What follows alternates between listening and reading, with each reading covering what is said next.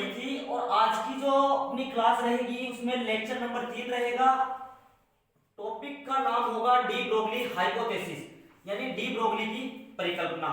अब क्या है कि जो कणिका सिद्धांत है, कणिका सिद्धांत से क्या है कि प्रकाश है वो कणों के रूप में यानी छोटे छोटे कणों के रूप में होता है, और तरंगीय सिद्धांत क्या बोलती है कि प्रकाश है वो तरंग के रूप में संचरित होता है। तो आइंस्टीन ने 1905 में बताया कि प्रकाश है वो तरंग एवं कण दोनों से मिलकर बना होता है, अर्थात प्रकाश की प्रकृति क्या होती है, द्वैत होती है।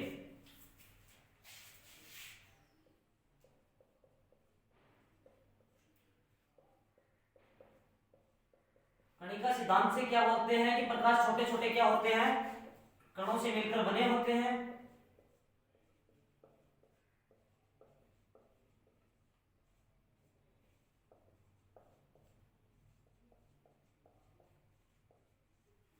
और तरंगीय सिद्धांत से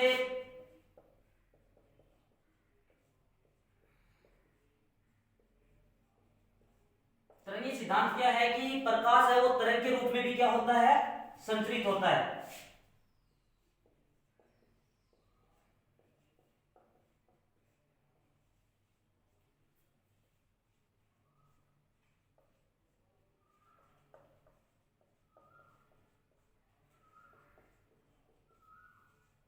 तो कहने का मतलब क्या है कि प्रकाश है वो कण और तरंग दोनों के रूप में संचरित होता है। तो 1905 में आइंस्टीन ने क्या किया,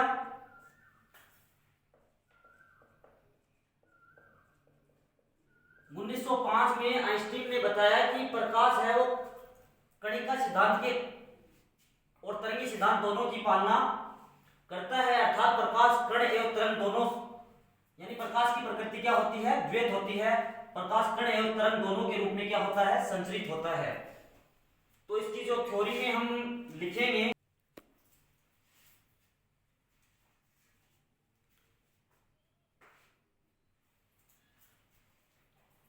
क्या है कि डी ब्रोगली परिकल्पना के अंदर क्या है कि कणिका सिद्धांत है, कणिका सिद्धांत के अनुसार क्या है कि प्रकाश छोटे छोटे कणों से मिलकर बना होता है।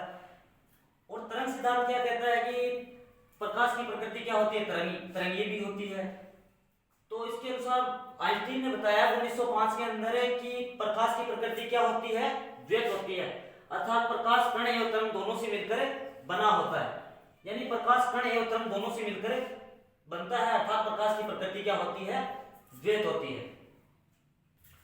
तो इसके पश्चात क्या किया कि डी ब्रोगली ने बताया कि कोई भी कण है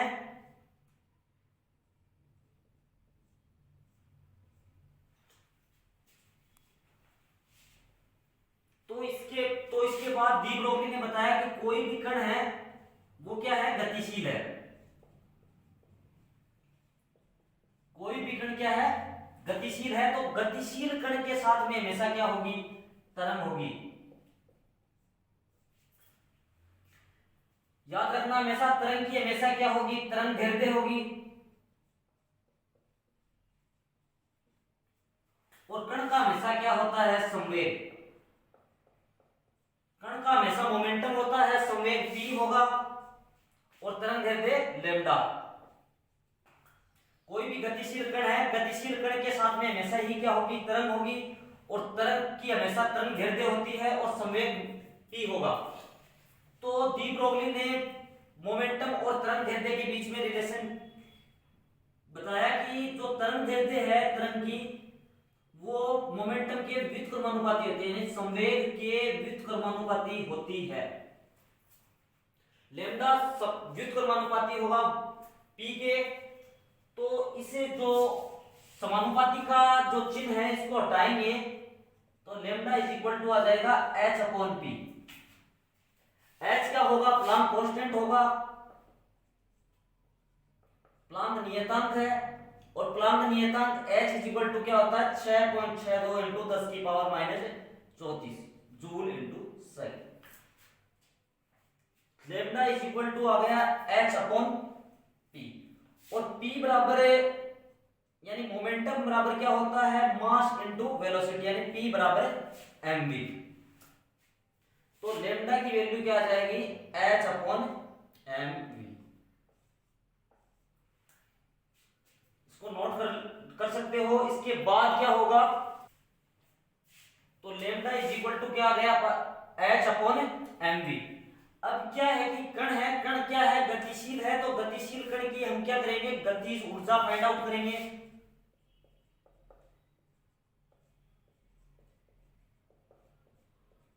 यानी काइनेटिक एनर्जी। गतिज ऊर्जा के फॉर्मूले से काइनेटिक एनर्जी को मैं ई से डिनोट कर रहा हूं, हाफ mv स्क्वायर। कण है, कण गतिशील है, तो इसकी गतिज ऊर्जा फाइंड आउट करेंगे। E इज इक्वल टू क्या हो गया, हाफ mv स्क्वायर। तो E is equal to half m को ऊपर भी मल्टीप्लाई कर देता हूं, नीचे भी, इंटू mv स्क्वायर। कुछ नहीं किया, m को ऊपर नीचे दोनों तरफ क्या है, ऊपर नीचे क्या किया है, मल्टीप्लाई किया है, हाफ, ये क्या हो गया, m square v square upon m। अब क्या है कि P इज इक्वल टू क्या होता है, mv। संवेग से क्या होता है, P is equal to mv। तो मैं mv, इसको मैं लिख सकता हूं हाफ mv का स्क्वायर अपॉन m। mv को हम क्या लिख सकते हैं, P।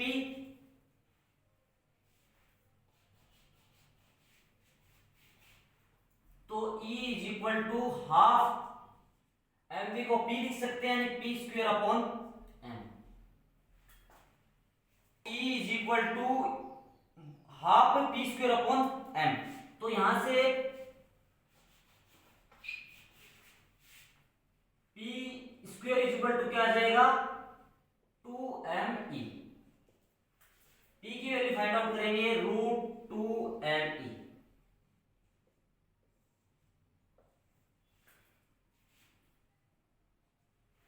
अब क्या है कि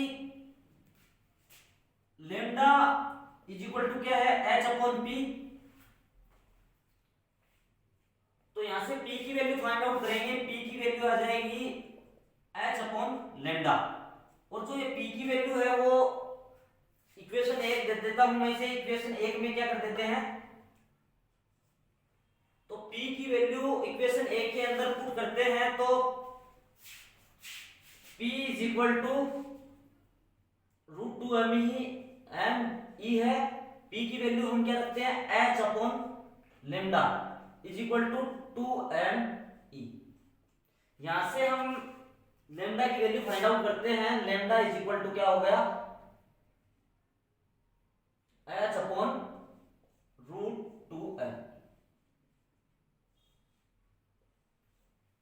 ये क्या आ गई हमारी तरंग की तरंग दैर्ध्य। h क्या है, वहां पे प्लांक कांस्टेंट है। प्लांक कांस्टेंट की वैल्यू 6.62 इंटू 10 की पावर -34 जूल सेकेंड होता है। m क्या है, जो पार्टिकल है उसका मास होगा, E है वो पार्टिकल की क्या है, एनर्जी है। इसी के साथ में हमारा क्या होता है, टॉपिक का एंड। तो कुछ नहीं था, टॉपिक के अंदर है कि डी ब्रोगली परिकल्पना के अनुसार क्या था कि कोई भी प्रकाश है वो कण एवं तरंग दोनों के रूप में क्या होता है, संचरित होता है। अर्थात प्रकाश की प्रकृति क्या होती है, द्वैत होती है। प्रकाश कण एवं तरंग दोनों के रूप में होता है। और डी ब्रोगली ने क्या किया कि जो मोमेंटम यानी जो तरंग दैर्ध्य है वो मोमेंटम के क्या है, व्युत्क्रमानुपाती है।